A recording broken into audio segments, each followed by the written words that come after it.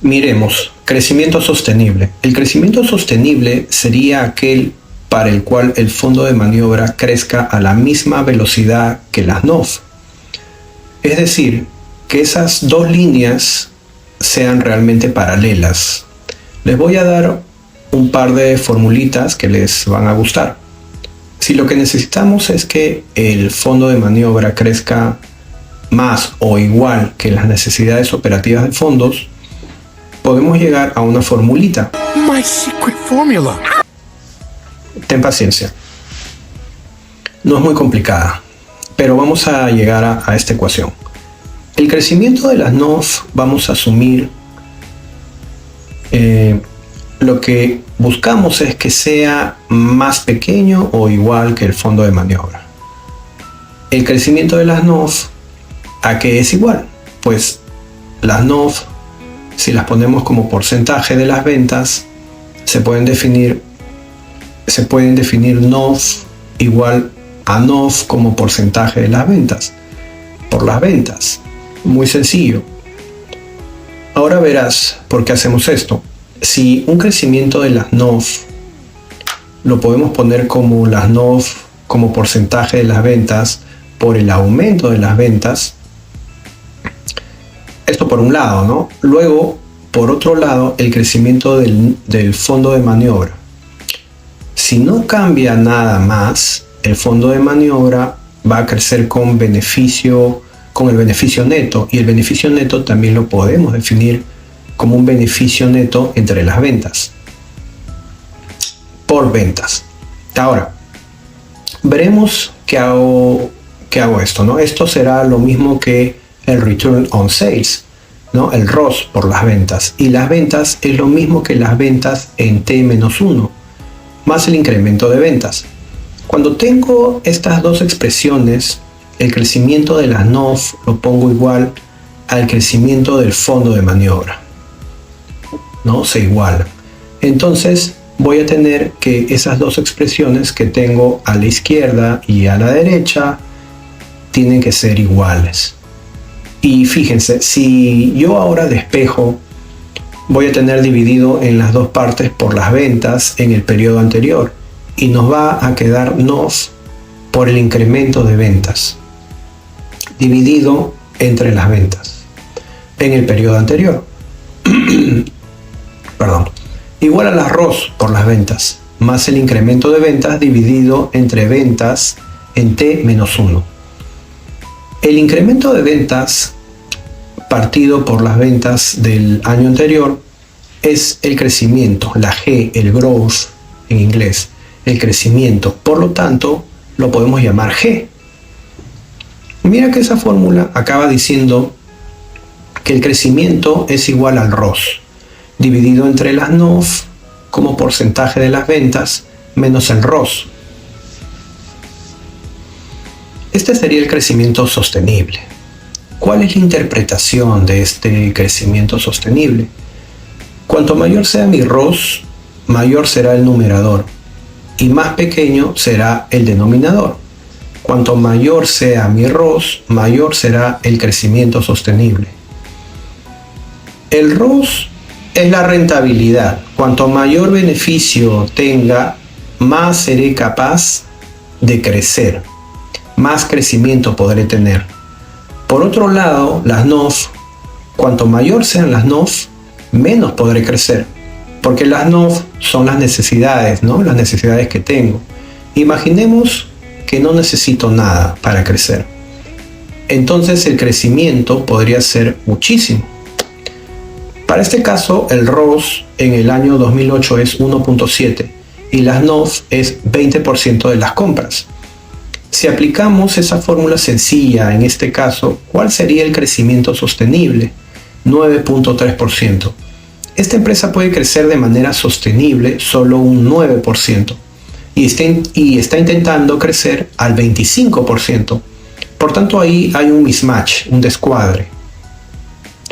Por eso tenemos una necesidad creciente de crédito, ¿no? Una necesidad de préstamo. Si la empresa no hace nada, el crecimiento máximo que puede obtener es ese 9.3%. Y si quiere crecer a un 25%, eso no es sostenible, a no ser que aumente el ROS. La subida de precio, fíjense qué efectos tendría, ¿no? Por un lado, el crecimiento sostenible aumentaría a más de 9.3%, porque si subimos los precios, el ROS va a subir. Por lo tanto, esa G va a subir de 9 a 10, a 11, 12, 13, 15, 18. Por otro lado, si subimos los precios, el crecimiento real, en vez de ser 25, va a bajar un poquito porque perderíamos algunos clientes. Como hemos visto, lo que tendríamos que conseguir es que ese crecimiento real que estamos intentando obtener, que es de 25%, y el crecimiento sostenible, que solo es 9%, si aumentamos los precios, el crecimiento sostenible va a subir. Y el crecimiento real va a bajar un poquito porque perderíamos algunos clientes. Vamos a poner un ejemplo. Si subimos los precios un 3% en la columna derecha, pongo pérdidas y ganancias del 2008, asumiendo que los precios son solo un 3% más alto, veamos que pasamos a tener ahora mismo un ROS, un Return on Sales, un beneficio neto sobre las ventas de 4,5 en vez de 1,7. Esto es un salto muy grande, muy significativo, que supone que nuestro crecimiento sostenible va a subir un montón. Miremos, si lo calculamos de nuevo, el crecimiento sostenible va a ser, en vez de 1,7, va a ser 4,5 dividido entre 20. Menos 4, ¿no? Con 5. ¿Qué va a ser exactamente un 29%? Aquí ya no tendríamos un problema de sostenibilidad, porque crecer al 25% estaría por debajo de ese crecimiento sostenible, que sería un 29%. Conclusión. ¿Qué conclusión sacamos de este caso? Que si quieres crecer sin financiamiento, necesitas ganar suficiente dinero. Dicha la conclusión de otro modo, el crecimiento no lo es todo. Crecer cuesta dinero. Money, money, money, money. Y hay muchas empresas que mueren de éxito. Uno de los principales aprendizajes de este caso es que el crecimiento de una empresa tiene que ser organizado, tiene que ser un poquito orgánico, en el sentido de que tienes que ser capaz de producir suficientes beneficios para financiar tu propio crecimiento. No es malo ir al banco, el banco te va a dejar dinero probablemente, pero lo que no puede ser es que todo el crecimiento lo financie el banco y el banco vaya adquiriendo todo el riesgo que supone invertir en una empresa. En esta empresa en particular, ¿no? Lo que veíamos es que este margen del 23% resulta escaso. Y aunque el director de la empresa o dueño empezó muy bien hace 4 años, con una política de precios muy baja, con un servicio muy bueno y con buenas referencias, tiene que cambiar alguna cosa dentro de su estrategia, ¿no? Dentro de la estrategia de la empresa, para hacerla más sostenible.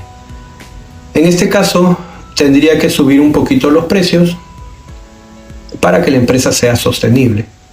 Es muy común que veas en otros ejemplos que una empresa con gran volumen de ventas, por ejemplo Walmart, o como empresas retail mucho más grandes, tienen un margen en vez del 23, 25, un margen de solo el 15, del 10, del 11, porque el volumen de ventas es muchísimo más grande comparado con los gastos operativos que va a tener.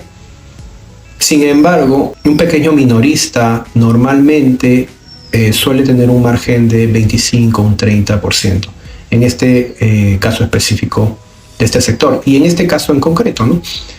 Esto es una regla muy general que luego puede cambiar por sectores y por países, obviamente. Una regla de oro aquí es observarlo, compararlo con la industria, y hacer el análisis que hemos hecho. You don't compare.